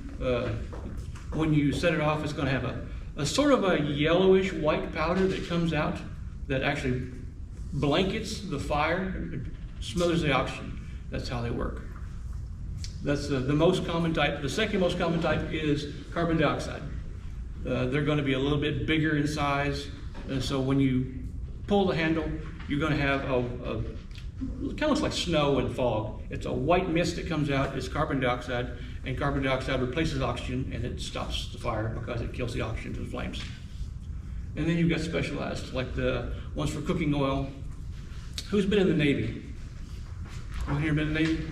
In the Navy, they've got a special fire extinguisher they use on naval ships called Special K. No, Purple K, sorry, Purple K. It is a purple powder, and it's specifically designed to put out fires on board ships. There's a lot of paint, there's a lot of oils and fuels and so on and so forth. And so in the civilian world, you probably will never see one, but in the Navy, they have them everywhere. Purple K, it's a type of chemical powder. Yep.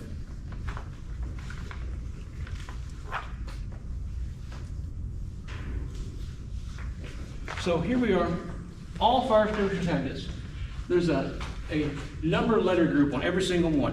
And it tells you what the fire extinguisher is for and how much of the product is in that canister. Class A fire ratings are 1A to 40A. Class B fire ratings are 1B to 640B. The higher the number on the label equals the greater amount of extinguisher agent. So a lot of factories have got huge tanks full of CO2. The tanks are like 6 feet tall, and they got them on wheels because they're extremely heavy. That's all it is. It's just a really big CO2 fire extinguisher. And they roll it around and they put stuff out because they may have burning metal. Some metals will burn. Magnesium burns at 5,400 degrees Fahrenheit. You cannot put that out with water because water boils at what? 212 degrees. So if this fire is burning at 5,400, long before the water gets to the source of ignition, it's boiled and turned into steam. It never reaches the point of ignition. So that's why you've got special chemical types just for metal fires. And actually, any metal will burn if you get a small enough shaving. You can take a piece of aluminum and shave it into really, really fine particles, and it will burn.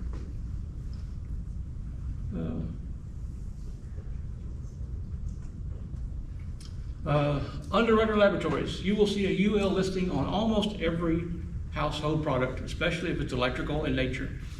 Under regular laboratories, there are a couple of other groups that do it, but they test products for safety. And if there has a UL listing, it has been accepted as safe for use in whatever environment it's supposed to be for, depending on the testing. Yeah, go ahead. Alrighty, for fire extinguishers, remember PASS, P-A-S-S. You pull the pin, because if you don't pull the pin, you can't squeeze the handle. You squeeze the handle, you aim at the base of the fire. Don't aim at the flames, aim at the base of the fire. You squeeze the handle, which lets whatever's in the canister out, whether it's a CO2 or a chemical powder, whatever's inside of it, it lets it out. And you sweep it side to side. Certain kinds, but the chemical powders will have a farther range than the CO2 because CO2 gas will disperse very quickly. And so it all depends on what kind of fire extinguisher you have and the heat of the fire. If it's too hot to get close enough to it for a CO2 to work, you either need to back out and find a different extinguisher or back out and leave it alone because you can't do it with that particular piece of equipment. We will be, when we do the burn pan, we'll go through this as well. But these instructions are on every single fire extinguisher made in this country. I don't know about the rest of the world. I haven't been there. Yeah. All right, back to the standpipes. That's one of those valves. It's a really big valve. They're usually about 12 inches across, and they're used to turn on and turn off. And because some people are, let's just say that they're butt heads, those things are chained in the on position to make sure no one turns them off when they're not supposed to be off. This is the biggie. Not only with the fire, but with all of these modules. Your safety is paramount because if you get hurt, you can't help anyone else, and you become a part of the problem and not a part of the solution. We all want to be a part of the solution, right? Or else we wouldn't be here. So if you can't do it for whatever reason, whatever your limitations are, everyone has limitations. Know your limitations. I'm kind of a fluffy guy.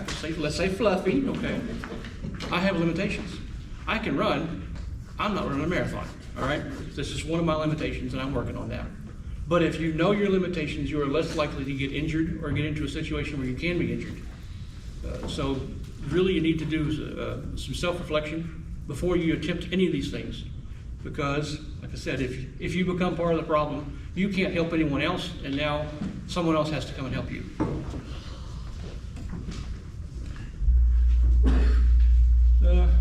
Yeah, that's the biggie there. Don't get too close.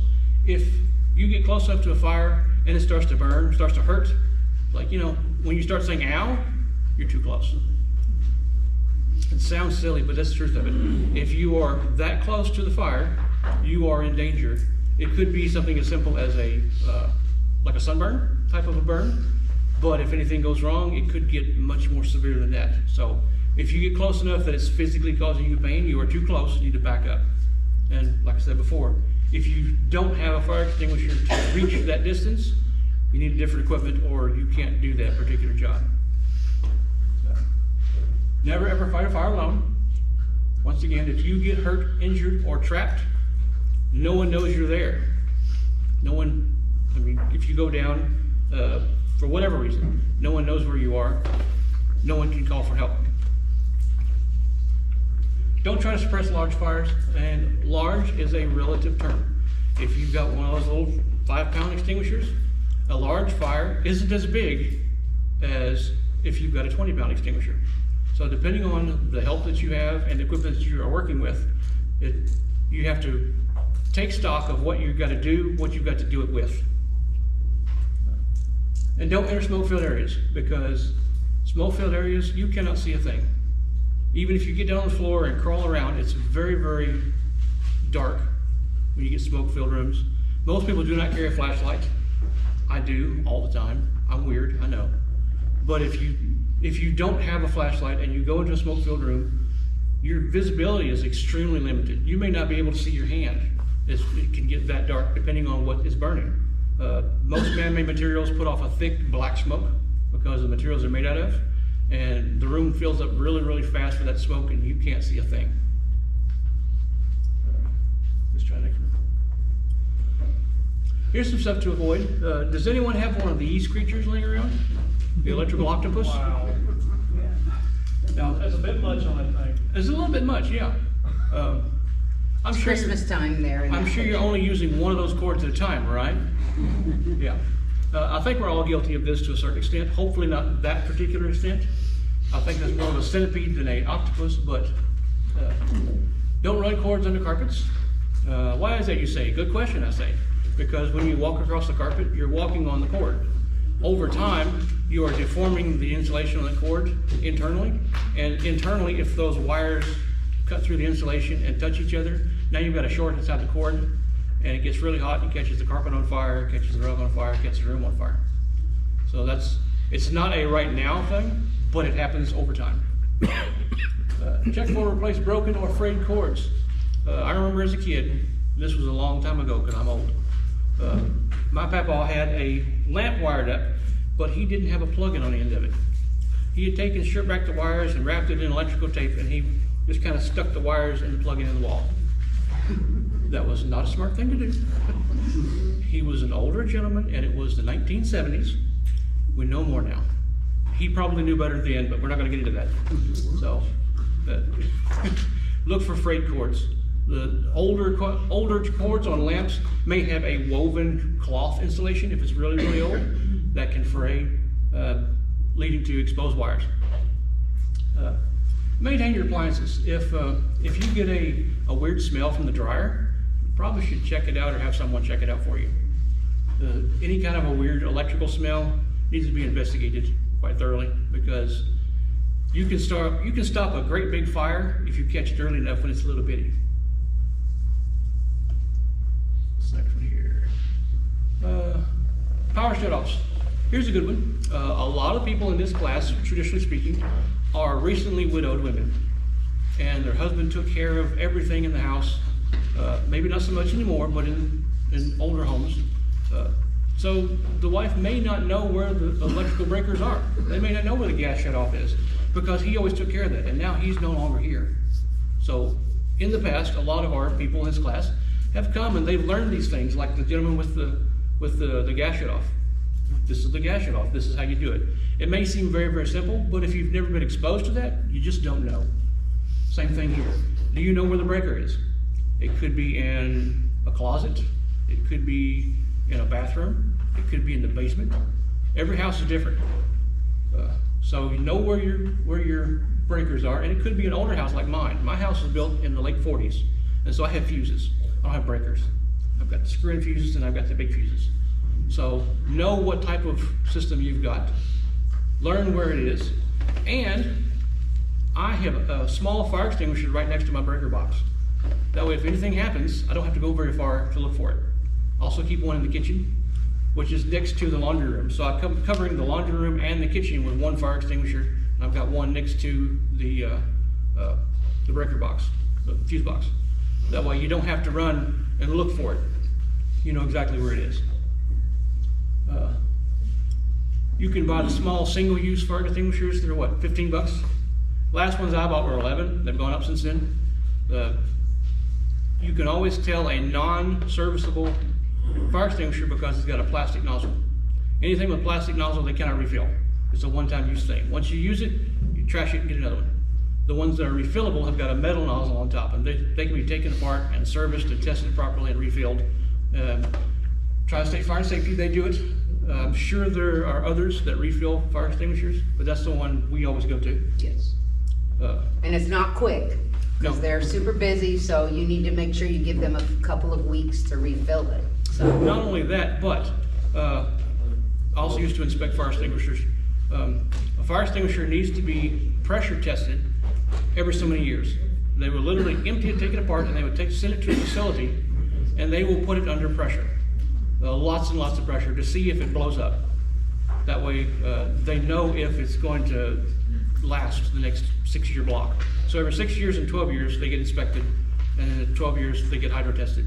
where they literally pump it full of water to a certain point to see if it's gonna crack and break.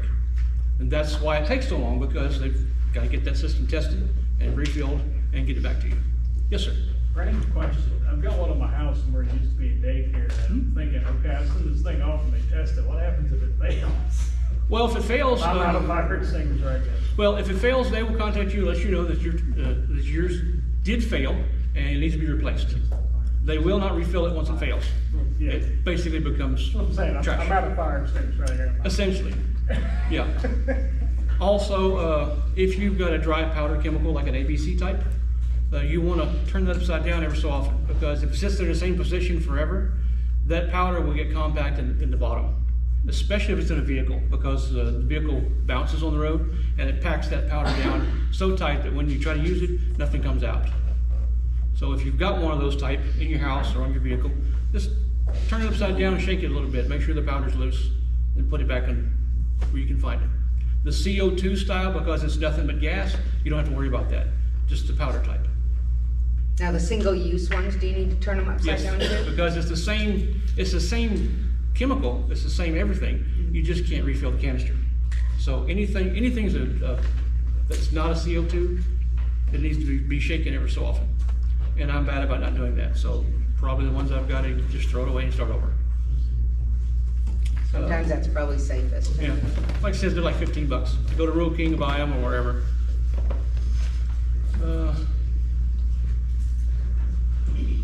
Back to the fuse boxes. On the old fuse boxes, there may not be a lever on the outside to shut it off.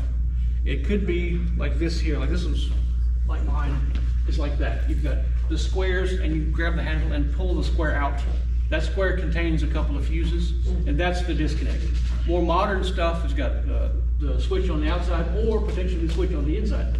That one's got a switch on the outside, and this one's more like a home breaker, where you've got a big one either at the top or the bottom. It's about 2 or 3 inches wide. It says main shut off, and that's how you kill the power to the entire building. So depending on whatever type you have, familiarize yourself with what it takes to kill the power. Also, on my central air unit outside, it has its own fuse and its own box exterior. So, like the gentleman was saying earlier, when it gets serviced or whatever, they open the box, they pull the fuse out, and that particular piece of equipment is completely dead. There's no shutting down the whole house. They just shut down that piece of equipment. But it's the same system as what my house has. The block with 2 big fuses in it, you pull out. What's the next one? An asphyxiant, natural gas hazards.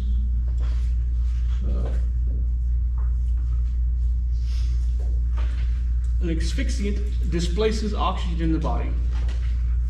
Excuse me. There are lots of different gases that displace oxygen. CO2 being one of them. That's why CO2 is used to extinguish fires, because it takes the place of the oxygen in the atmosphere, and without oxygen, fires can't burn. But, in the same note, CO2 will kill you if you get a face full of it, because it replaces the oxygen that you need to breathe to live.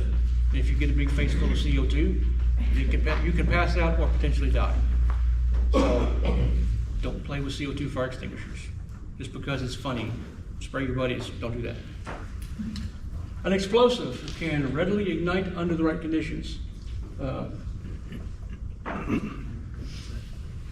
Even something that's not considered an explosive can be explosive in nature. Who remembers it was down in Texas 4, 5, 6 years ago? There's a grain mill exploded because of the dust. Dust is explosive because, kind of like the small metal shavings, really fine particles can ignite very quickly. Grain mills are horrendous about dust. And so if you've got an explosion here, that shakes all the other buildings because of the concussive blast, which shakes all the dust loose. Now you've got the entire atmosphere of the entire plant is full of dust in the air, and something else can ignite it. So that's why these explosions are so huge. They blow up the entire plant from one building to the next, because it jostles the dust off the top of these buildings and it becomes explosive. So even if something isn't specifically explosive, like an explosive, dynamite or whatever, certain items can be explosive because of their fine powder or their nature. And that one he's referring to was, I believe it was corn that they had in there, and what happened was the roof was burning, and as the roof fell down, something interacted with that corn and the entire thing blew up. It killed numerous firemen, it killed numerous people. You ever take a corn ear and toss it in the fire? Sorry? You ever take a corn ear and toss it in the fire? Yeah. No. Corn oil will burn. You can burn corn oil in a kerosene lamp. Corn will burn. But in this case, the explosive element is because of the dust in the building. All factories have dust. I've done garage doors, both commercial and residential, for 18 years. And the O'Brien Hog Farm, they have their own grain mill. They mill their own feed for their livestock. And when you go in the building where they mill the grain and package it, everything has a coating of flour on it, everything. And so when I'm working on their garage door openers for these big doors the trucks go through, take a brush and you brush all that stuff off of it because everything is coated. Anything that has any kind of a grinding of corn or wheat or whatever is going to have the dust everywhere. Even factories that don't deal with grain, there's dust everywhere because no one cleans the rafters. And so if you ever work on anything in one of these buildings, all the rafters are absolutely disgusting. That's why I'm so dirty today. I was in a Walmart today changing out a garage door on the dock, and it was just filthy because there's dust everywhere. Factories go decades without ever being cleaned. And so even though it may not be a grain mill, there's still dust everywhere. And if you get a little bit of a flame in the right spot, the flame will track all the way down the beam on the roof of the building, and then, you know, it could ignite other things. So there's dust everywhere, especially in factories, because no one cleans them.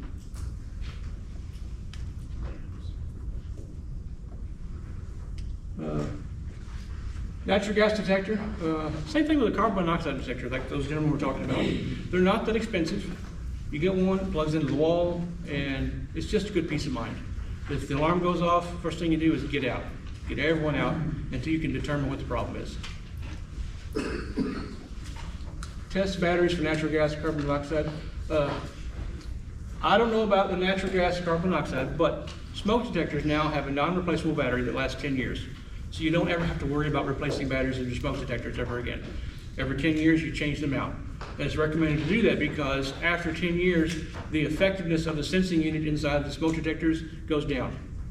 So you're getting a new smoke detector assembly as well as a brand new battery every 10 years. I don't know if the natural gas and carbon dioxide do that as well. So whatever kind you've got, read the instructions. If you do have one that changes batteries, let's say every 6 months, the easy way to remember that is when you change the clocks. Spring forward, fall back.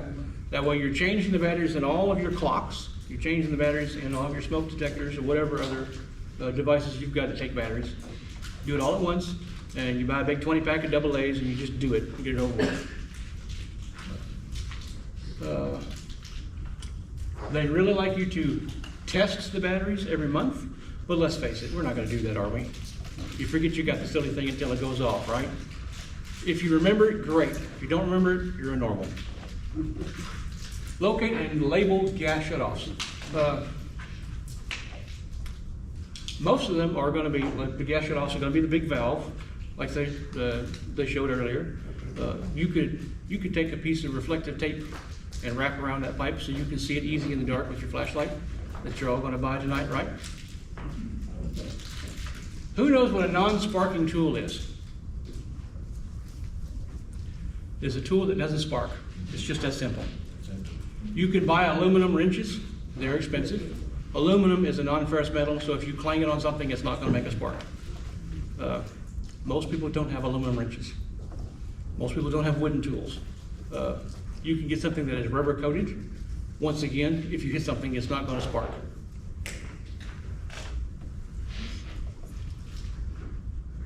The reason for having a non-sparking tool is if there is a gas leak at the valve and you bang it, if there's a spark, it could ignite the gas that's leaking.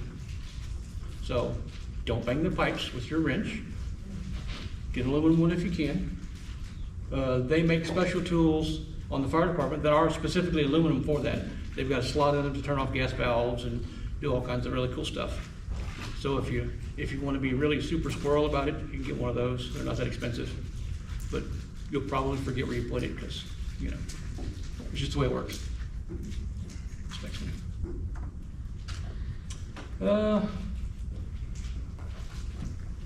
locate and label gas valves.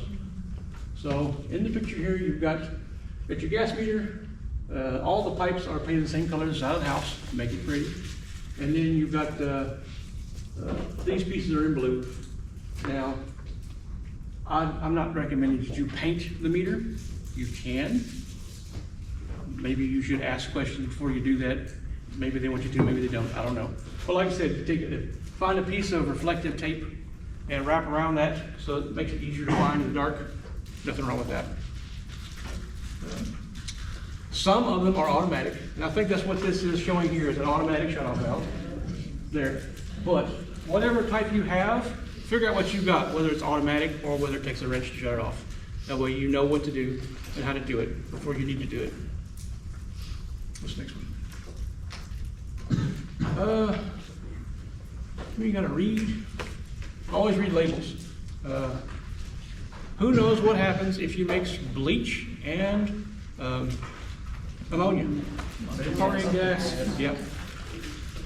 It will kill you because it's an asphyxiant. It replaces the oxygen in your system. Many years ago, one of my sisters called Mom and she said, "I'm kind of feeling funny." And Mom said, "Well, what are you doing?" She said, "I've been cleaning all day." "Well, what have you been cleaning with?" And she had mixed a little bit of ammonia with a little bit of bleach and she was cleaning stuff. Like, "Get out of the house now. Get out of there. You can't do that." But that is actually on these labels. It will specifically say, don't mix with A, B, and C. Read the labels. Limit, isolate, eliminate, and separate. So limit the amount that you've got on hand. Nobody needs a 55-gallon drum of bleach. Isolate. So if you've got chemicals that don't need to mix, like the aforementioned bleach and ammonia, keep them in separate spots. That way if you get a leak in one container or the other, they can't accidentally mix. So you keep one under the kitchen sink and one under the bathroom sink. That way there's no way that they can mix if you get a leak. Eliminate. If you're not using it, get rid of it. Now, I know an older gentleman, he says if you don't use it every 30 days, you get rid of it because you don't need it. He doesn't follow his own advice because his wife hasn't done anything in 30 years and he still has her around. But that's his life, not mine.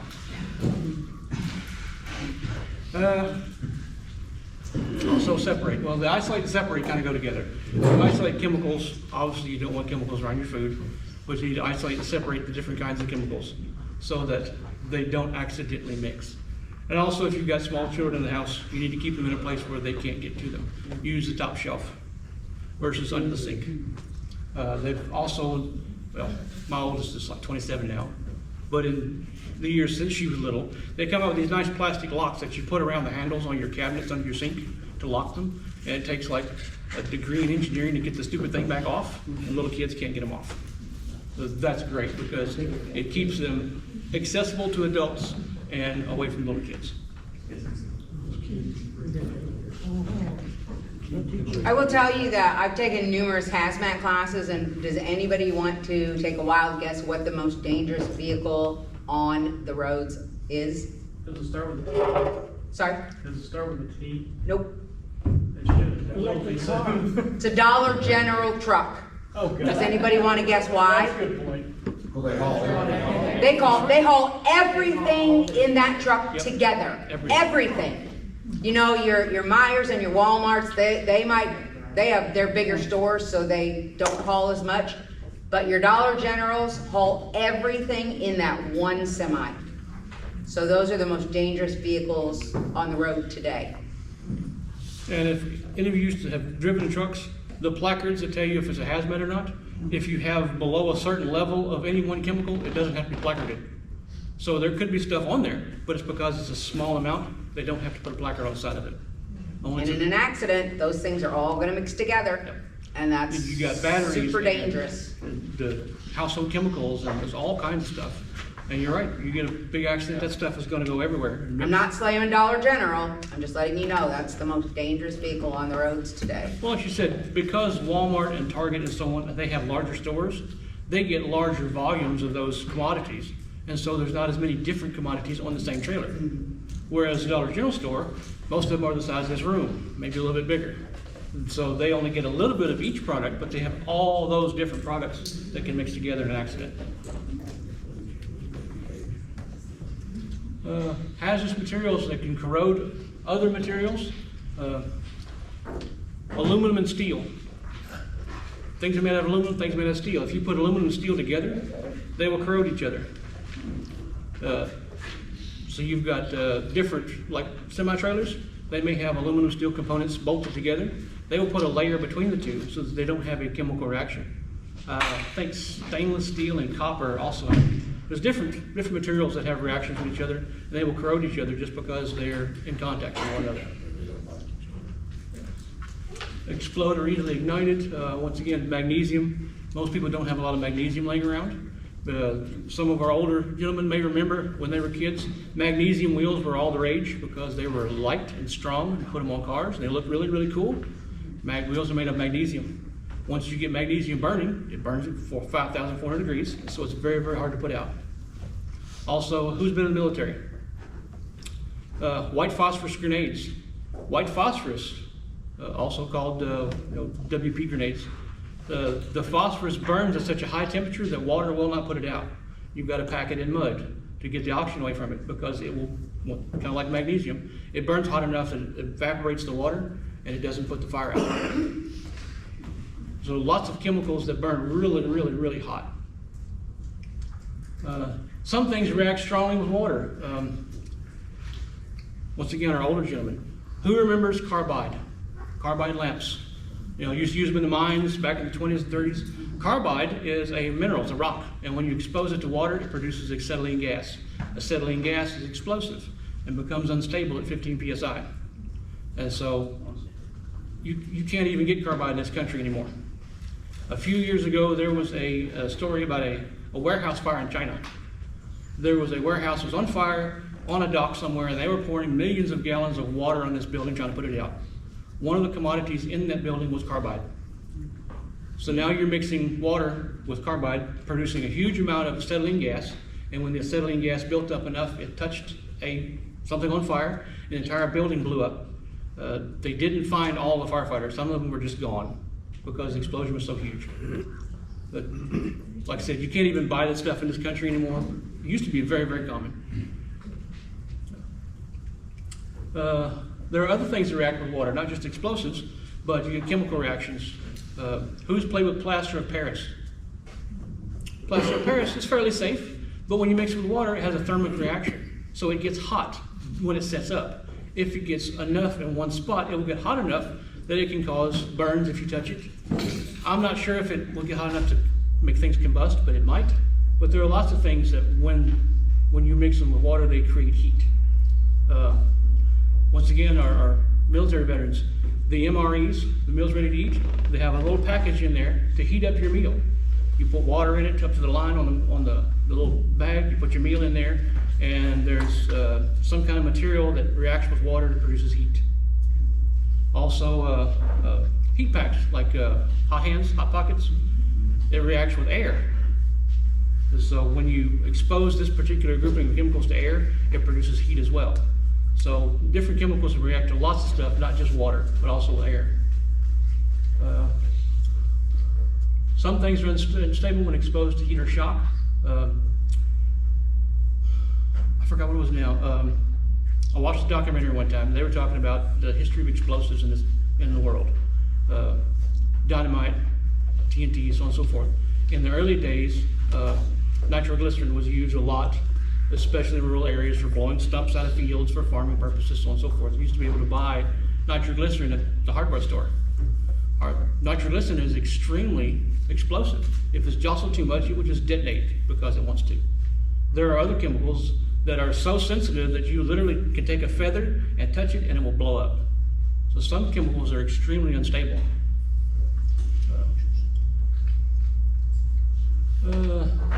Some hazardous materials are toxic to people, animals, through absorption, inhalation, injection, or ingestion. A lot of stuff will cause a chemical burn if you get it on your skin, eat enough of it. Had a friend of mine, he was working at a factory, and they had caustic potash that they were using in his factory. Caustic potash is a pretty common chemical, but when mixed with water, it creates burns. It gets really, really hot. And so he had second-degree burns on his stomach because he got some caustic potash on him, and his shirt was soaked through with sweat. And so before he could get his shirt off, it burned his skin, second-degree burns in a couple of spots, and first-degree burns in a lot of spots. So there are lots of things that react that can cause problems. Yeah.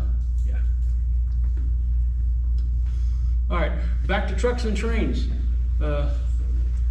This little diamond will tell you what is in that container. It's got 4 different sections. Each section tells you a different piece of information. Yellow, red, blue, white. So all these numbers mean something. If you're interested, you can download a free book called the Emergency Response Guide, the ERG. It will actually have all the listings for every single chemical used in this country. And you can look it up to see what it is, if it's an inhalation hazard or a burn hazard or an explosive hazard, and what to do if there is a spill. Most of it says get away. The vast majority of all of those listings is get at least a half a mile away. And if you don't have certain special equipment, you can't deal with it because of potential inhalation hazards and chemical burns, so on and so forth. That's a lot of stuff that she deals with emergency management, as well as on the fire department. If there's a spill of a certain size, they get involved, we get involved for a cleanup purpose. Next one. So the diamond, the W, remember the W, shows unusual reaction with water. OX possesses oxidizing properties. Who knows what an oxidizing property is? An oxidizing property is kind of like oxygen. Oxygen doesn't specifically burn, although it will, but it makes other things burn more intensely. So an oxidizer makes things burn more intensely than they normally would. So if you've got a chemical that's an oxidizer, if there is a fire, it will make the fire more intense. That's why those things are labeled as such. Here's the next one. Here's the biggie. If you see any kind of chemical marking, get away from it. You're not trained for it, you don't have the equipment for it, it will kill you. Get away from it. If you can see on the side of a truck, side of a train car, anything, if you see that diamond indicating that there is hazardous material, get away from it. Call the authorities. Here in Daviess County, all of the firefighters are trained to awareness level for hazardous materials, but not all of us are trained to operations level. So it takes very special training, very special equipment, and there's a special team of firefighters within the county that deal with that sort of thing on a regular basis. So if you see that, get away from it. The rule of thumb, and we joke about this in the fire service, the rule of thumb is if you can do this and you can still see the placard, you are too close, get farther away. It's a good rule of thumb, literally. Yeah. If you can still see it, it's too close, move farther away. Now, we have a global harmonized system. This came out a few years ago because all the different countries around the world have their own system. Now, the diamond is American, and I think Canadian, probably Mexican, so North American. You get over in Europe, you've got a lot of different countries, and they've got a lot of different standardizations. You get into Asia, they ship stuff from Asia here all the time. So they have gone to a universal system for all the countries to use. Each individual country may still have their own set of markings, but if it's going to go into another country, it's got these things. So you've got all these different classifications. Some of them are pretty easy. Obviously that's fire, chemical reaction of some kind, possibly an acid. So all of these, even though I really can't read them too well, you'll see these in the book. Each one is self-explanatory in the book. Once again, if you see these, get away from it. You don't have the training, you don't have the equipment to handle it safely. Yeah, exactly. I can still see it, I need to get further back. The different colors mean different things. Orange is explosive, red is flammable, white is inhalation, so on and so forth. It's kind of nice. If you travel very much, you see these placards everywhere. If you have the ERG on your phone, it's a free download, you can look up and see what's in that particular container. I did that one time. I was working as a guard a few years ago at Glenmore Distillery here in Owensboro. It had these train cars sitting there and had a placard on the side of it with a number. Each chemical has got its own number, and you can look it up with that number. And the number I looked up It was literally a train car full of alcohol. It was a train car full of, I don't know if it was bourbon or what it was, but it was drinking alcohol in a train car. That's a lot of shots. I'm not a drinker, but that was impressive. So if you find any kind of a hazmat placard, it's got a number on it. Gasoline is 1203. It's just certain ones are used a lot. So if you're interested, it's kind of cool. You can be driving along and say, hey, you know what's in that train car there? And of course your friend's gonna be like, no, what's in it? You can look it up, boom. But not while you're driving. While your friend is driving. Or if you're sitting at a crossroads and the train is going by, that's really cool because you're stopped anyway. And you see all the different placards. Don't become part of the problem while trying to determine if there might be a problem. Exactly. Don't be a part of the problem, be a part of the solution. UN and NA placards, very similar to the ones we use. Once again, 1203 is the product type. Chemical class 3. This is an oxidizer, but it's chemical class 5.1. The different numbers are different levels of danger. And so it's, well, it can be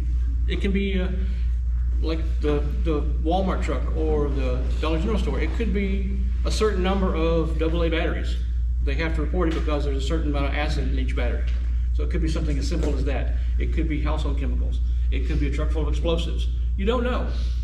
But those numbers will tell you what's in that vehicle. But the big takeaway with this is, if you see any of these diamonds, just move away. Don't be there. Be somewhere else. Take pictures from afar.